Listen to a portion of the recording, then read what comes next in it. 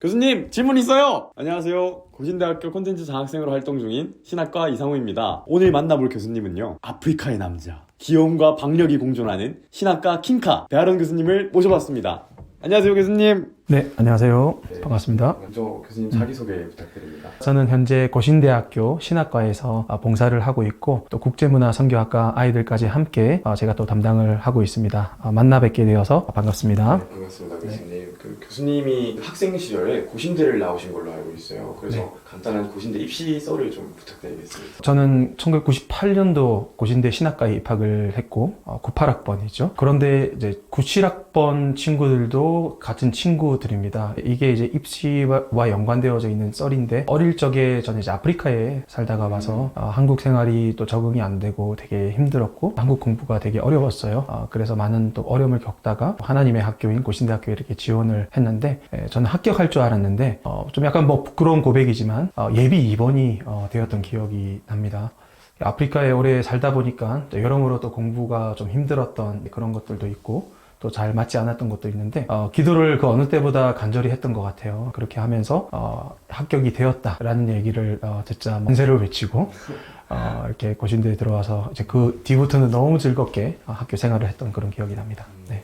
고신대를 선택을 하게 된 그 결정적인 이유가 있으신가요? 네, 앞서 말씀드렸다시피 어릴 때 이제 아프리카에 살면서 선교 현장을 경험하게 되었고 그곳에서 어떻게 하면 보다 의미 있게 하나님 나라를 위해 살 수 있을까?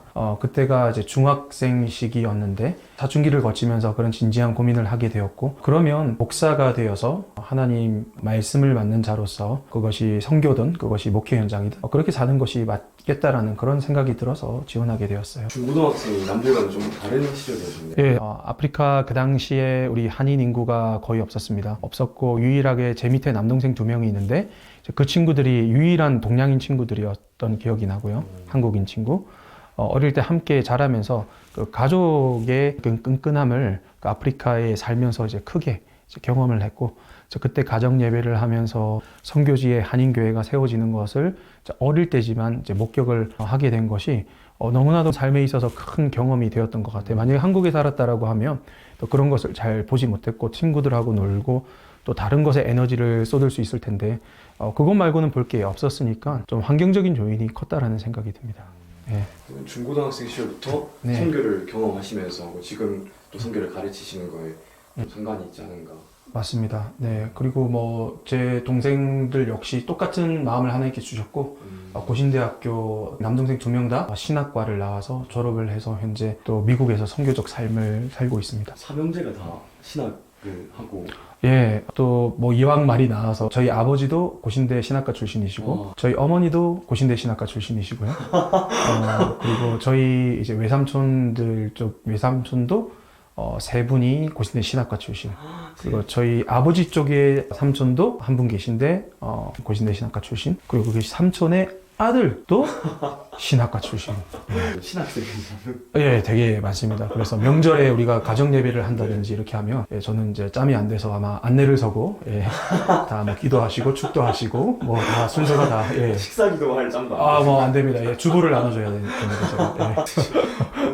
저로서 상상하기 힘든 집안이네요. 예. 그러면 교과목 관련 질문으로 넘어가 보고자 합니다. 이제 조금 교수님께서 맡고 계신 선교 관련해서 질문하고 싶은데 선교가 무엇인지. 네, 되게 좋은 질문이에요. 선교하면 우리가 막연하게 비행기 타고 외국으로 가서 이제 예수 믿으세요 이렇게 이제 전도하고 돌아오는 그것이라고 생각을 하는데 물론 그것도 선교가 맞죠. 근데 선교는 좀 더 큰 거시적인 그런 관점을 가지고 있습니다. 마태복음 28장에 예수님께서 가서 제자를 삼아라 라고 말씀을 하셨어요. 그리고 승천하셨지 않습니까? 그 제자 삼는 것, 제자 삼는 것이 선교입니다.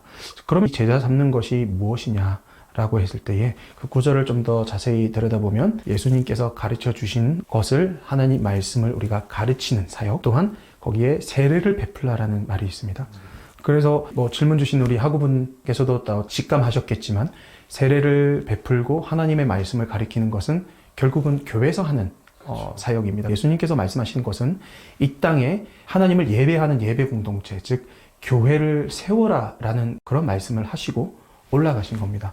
그렇기 때문에 우리가 이 지상 가운데 하나님을 예배하는 예배 공동체, 교회를 세우는 그 모든 액티비티, 모든 활동들, 그것을 위해서 모든 드라이브를 거는 어떤 행위와 동기까지 다 포함해서 선교라고 다 할 수가 있는 것이죠. 그러면 현 시점에 우리 학생들이 어떻게 선교를 받아들이고 사명감을 가질 수 있을까요? 되게 좋은 질문이고요. 선교를 우리가 꼭 선교사가 되어서 어느 나라에 가서 무엇을 해야 된다라는 생각을 하면 되게 부담이 되어서 하기가 힘들 거예요. 그러나 선교가 왜 필요한가라고 생각을 하면 간단하게 해결될 문제인데, 사실 하나님께서 원하시는 것은 선교이기보다 본질적으로 예배자를 원하십니다. 왜냐하면 천지창조를 하셨을 때에 하나님을 에덴 동산에서 예배하는 존재로 만드셨는데, 죄가 들어옴으로 인해서 더 이상 하나님을 예배할 수 없는 죄악 가운데 있는 상황이 발생된 것이죠. 그래서 하나님께서 원하시는 것은 과거에 그 에덴 동산에 하나님이 예배했던 그것에 대한 갈망, 그것에 대한 회복을 원하시는 것이죠. 이 땅에 우리 주변에도 보면 하나님을 알지 못하는 자들이 많이 있지 않습니까? 하나님은 되게 마음을 아파하십니다. 그 자들 역시 나를 예배를 해야 되는 존재들인데 이런 현실이 되게 마음이 아프시다는 것이죠. 그래서 선교는 예배가 부재하기 때문에 선교가 존재하는 것이죠. 그래서 다시 질문의 본질적인 것으로 돌아가서 어떠한 사명감으로 선교를 준비해야 하느냐라고 했을 때, 먼저 내가 그 예배의 감격을 회복하는 자, 그리고 내가 먼저 참된 예배자로서 살아가는 것. 그럴 때에야 주변의 예배의 부재로 인하여 내 주변 사람들이 예배를 하지 못하는 것으로 인해서 가슴 아파할 수 있는 마음이 생길 것이고요. 그래서 그것이 결국 저분 역시 하나님을 예배하는 자가 되었으면 좋겠다라는 마음과 함께 복음을 증거하는 선교 활동까지 이어지게 되어져 있거든요. 내가 먼저 신실한 하나님 앞에 예배자가 되는 것이 제일 중요한 내용입니다.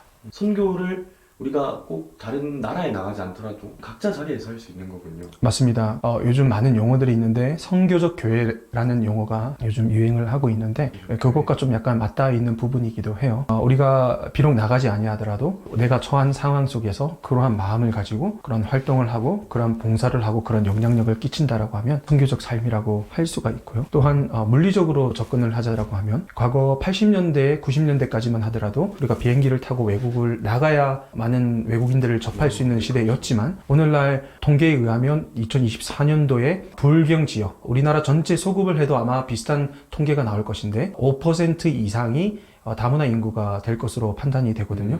이것은 사회학적으로 전체 인구의 5%가 다문화 인종이면 그 사회는 다문화 사회라고 규정을 짓습니다. 그렇기에 우리나라는 이제 물리적으로 이제 다문화 사회로 들어갈 수밖에 없습니다. 그래서 우리 주변이 선교지가 되는 것이고, 내가 외국을 굳이 나가지 않더라도 부룬디 사람을 만날 수 있고 카메룬 사람을 만날 수 있고 캄보디아 사람을 만날 수가 있습니다. 제가 일주일에 한 번 외국인 사역을 동래구 쪽에 어느 지역교회에서 하고 있는데, 거기에 카메룬 사람이 출석을 하고요, 아프리카 사람들도 출석을 합니다. 그리고 그 중에는 한국인 아가씨를 만나서 12월 30일에 캄보디아 청년이 결혼을 합니다. 심지어 그 결혼하는 캄보디아 학생이 고신대 학생입니다.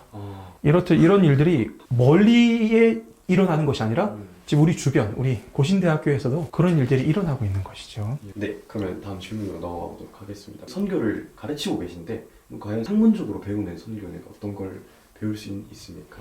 네, 교과목들이 다양하게 있는데요. 성경적인 영역이 있고요. 그 다음에 또 사람을 알아야 되기 때문에 사회과학적인 영역이 있고, 또 선교가 역사적으로 초대교회 때부터 오늘 21세기에 이르기까지 어떤 식의 전략과 어떤 식의 방식으로 이제 전개되어져 왔는지를 보면 우리가 보다 더 나은 전략을 세울 수 있잖아요. 그래서 이제 역사적인 어떤 부분, 이렇게 좀 구성이 되어져 있습니다. 그래서 우리 교과들을 살펴보면 가령 선교 역사라는 교과목도 있고요. 또 그 다음에 선교적으로 성경을 읽는 교과목들도 있고, 그 다음에 세계 지역 연구, 세계의 다양한 어떤 지역들을 연구하는 교과들, 그 다음에 사람을 알아야 되기 때문에 문화 인류학, 이런 어떤 교과들이 있고, 그 외에도 이제 그 체계대로 분류된 그런 교과목들이 많이 있습니다. 이제 선교에서 다음 주제로 넘어가서 이제 고신대 학부생들에게 질문들을 해보도록 하겠습니다. 고신대의 자랑, 고신대의 기쁨이 과연 어디 있을까요? 고신대의 자랑이면 아무래도 우리 공동체에 있다고 저는 생각을 합니다. 우리 고신대학교 학생들은 제가 내부인들로부터 들은 것이 아니라 그야말로 외부인들로부터 들었던 내용입니다. 작년에 우리 학교에 또 여러 기관들의 방문들이 있었고 또 평가하시는 분들도 방문이 있었고 많은 귀빈들이 오셨었는데 그때마다 이구동성으로 하시는 말씀이 학생들이 밝고 인사를 잘한다. 이거는 단순하게 어떤 칭찬이 아니라 고등학생들도 아니고 중학생들도 아니고 어떻게 물리적으로 너희들 인사를 해 라는 학생들이 아니잖아요. 대학생들인데 자발적으로 순전하게 손님이 왔기 때문에 내가 인사를 한다라는 거는 저는 상당히 의미가 있다라고 생각을 해요. 사람들을 관찰할 수 있고 그다음에 공동체를 향한 애틋한 마음이 있고 또 그런 어떤 관심이 있다라는 뜻이거든요. 실제로 동아리 활동이나 그리고 또 공동체 활동에 있어서 저는 단언합니다. 어느 대한민국의 학교의 대학생들보다 우리 고신대학교 학생들이 서로 사랑하고 서로 존중하고 서로를 위하는 그런 따뜻한 마음이 있는 공동체라고요. 그래서 저는 그 부분이 우리 고신대학교의 큰 자랑이라고 생각합니다.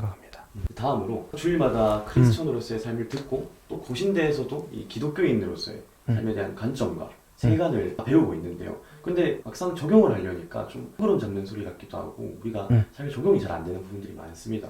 교수님께서 생각하시는 이 고신대생으로서 그리고 크리스천으로서의 삶의 마음가짐은 어때야 되는지. 저는 간단하게 한마디로 성경적 답변을 드리자면 하나님 사랑과 이웃 사랑으로 귀결할 수 있다고 생각을 합니다. 하나님 사랑은 우리가 익히 많이 들었고 뭐 말씀 읽고 기도하고 찬양 부르고 또 막연하지 않습니까? 너무 많이 들어서. 근데 그게 어떻게 증명이 되느냐? 저는 양기둥이라고 생각을 해요. 하나님 사랑하는 자는 이웃 사랑으로 갈 수밖에 없어요. 그것은 우리 공동체성을 가지면서 서로 도움이 필요한 자들에게 우리가 먼저 관심을 가져주고 사랑을 표현하는 그러한 이웃 사랑으로 귀결될 때에 참된 크리스찬의 삶을 저는 살 수 있다고 생각을 합니다. 우리 주변에 보면 우리 고신대 학생들 중에서도 간혹 가다가 좀 외로워하는 친구들이 있고 힘들어하는 친구들이 있습니다. 몇 년 되었는데요. 저는 잊지 못하는 학생 상담이 있었습니다. 보통 학생이 상담해오면 가정의 어려움이 있든지 성적의 문제든지 경제적인 문제 이런 것들로 찾아오는데 저는 이 학생이 그 주제를 가지고 저를 찾아올 줄 몰랐어요. 내용의 핵심은 교수님 친구를 사귀고 싶습니다 라는 내용이었습니다. 저는 너무나 큰 충격을 받았고 또 한 가지 들었던 감정은 되게 미안한 마음이 들었어요. 이 친구가 나를 찾아오기까지 얼마나 힘들고 외로웠을까. 이 친구가 정말 괴로웠을 거구나. 그런 생각이 되게 미안했던 마음이 들었고 그 이후에 이 친구를 좀 더 살뜰히 챙겨서 친구들을 연결시켜줬던 그런 경험이 나고요. 또 간혹 가다가 수업 들어가기 힘들어하는 친구들도 있던 것 같아요. 좀 유의 깊게 관찰을 해야 되는데 그래서 그 친구를 데리고 학교 도서관에 있는 편의점에 가서 같이 이제 빵을 먹으면서 음료를 마시면서 좀 격려했고 그랬던 적이 있습니다. 그런데 저는 사실 음료수 한 잔 빵 하나 별거 아닌데 그 친구에게 있어서는 되게 큰 경험이었던 것 같아요. 그 이후로 마음문을 상당히 많이 열고 저한테 늘 가깝게 다가오고 사실 학생 입장에서 교수에게 다가오기가 어떻게 보면 문턱이 상당히 높을 수 있는데 너무 가깝게 편하게 다가오는 모습을 볼 때 저는 되게 감사했어요. 그런데 하물며 같은 또래인 친구들이 그런 마음을 가지고 친구들을 서로 돌아보고 힘들어하고 있는 친구들을 보듬고 그리스도의 사랑으로 그렇게 한다라고 하면 저는 정말 이것이야말로 성경적이고 크리스천으로서 우리가 구현할 수 있는 이웃 사랑의 방법이지 않겠나 그런 생각을 합니다. 그래서 최근에 전도를 한 친구가 있습니다. 타학과 친구인데 또 다른 경험인데 이 친구를 전도를 해서 지금 상당히 교회를 잘 다니고 있는 케이스가 있습니다. 그래서 우리 주변에 그런 사람들을 눈여겨보고 살펴보는 것 그것이야말로 예수님의 마음이라 생각하고 그거를 실행하는 것이 이웃사랑의 원리 크리스천의 삶이라고 저는 생각을 합니다. 그 학생도 교수님한테 이렇게 가기까지 교수님에게도 마음이 열린 부분이 없지 않아 있었겠죠. 저는 뭐 특별히 잘해줬기보다 수업 시간에 들어가면 일단 이 학생들도 감사하잖아요. 많은 사람이 제가 얘기하는 얘기를 들어주러 온 것이 되게 좀 존중하는 마음이 생기고 또 그 마음은 또 상호적인 것 같아요. 그 친구들도 그런 마음을 가지게 되고 만약에 제가 학생들을 하대하거나 나이가 어리다고 해서 좀 힘들게 하거나 그렇게 하면 학생들이 표현은 안 하겠지만 마음문이 닫힌단 말이죠. 또 그런 것들을 이제 안 하려고 노력을 하고 존중을 하는 것이 또 맞고 상호간의 그런 자세가 좀 좋은 케미스트리를 만든 것 같습니다. 네. 교수님은 어떤 마음가짐으로 항상 학생들한테 다가가시나요? 아침마다 좀 자주 되새기는 표현이 있습니다. 나의 마음의 말과 묵상이 주께 연락되기를 원합니다. 찬양이 있잖아요. 그 찬양의 가사처럼 나도 연약하고 부족하기 때문에 하나님 오늘 또 누구를 만나든지 또 어떠한 상황에 있든지 실수하지 아니하도록 도와주시고 오직 하나님께 연락되기를 원합니다. 라는 그런 기도를 많이 하는 것 같아요. 그리고 또 두 번째는 약간 인공적인 것도 뭐 없다라고 하면 좀 있죠. 왜냐하면 이게 이런 게 있어요. 내가 되게 기분 안 좋을 수도 있고 몸 상태가 안 좋을 수도 있는데 만에 하나 나의 이런 어떤 모습이 내 수업을 듣는 학생들에게 좀 힘들게 전달이 되면 학생들이 불이익을 받을 거다라는 생각을 늘 하거든요. 일단 첫 번째는 하나님께 그렇게 도와달라고 기도하고, 또 두 번째는 내가 몸 상태가 좀 좋지 않더라도 어쨌거나 그 학생마저 기분이 나쁘면 안 되니까 어떻게든 좀 좋게 수업을 하는 것이 맞고 그것이 나의 의무다, 그런 마음가짐을 갖는 것 같아요.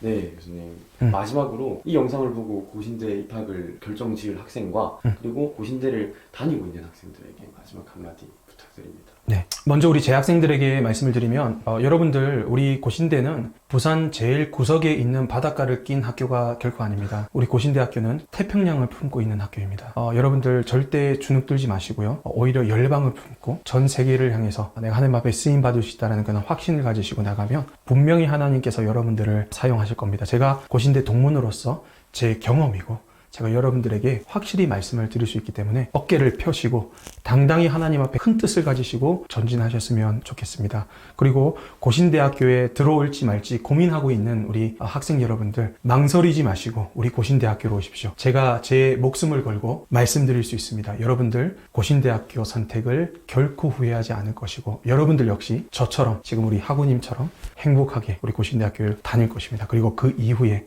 하나님께서 여러분들을 귀하게 사용하실 것입니다. 고신대학교로 오십시오. 네, 감사합니다. 지금까지 신학과 교수님 배아론 교수님이셨습니다. 감사합니다. 감사합니다. 감사합니다. 오늘은 이렇게 고신대학교 신학과 교수님이신 배아론 교수님을 만나봤습니다. 앞으로 더 많은 고신대학교의 이야기가 궁금하시다면 우리 유튜브 구독해 주세요. 감사합니다.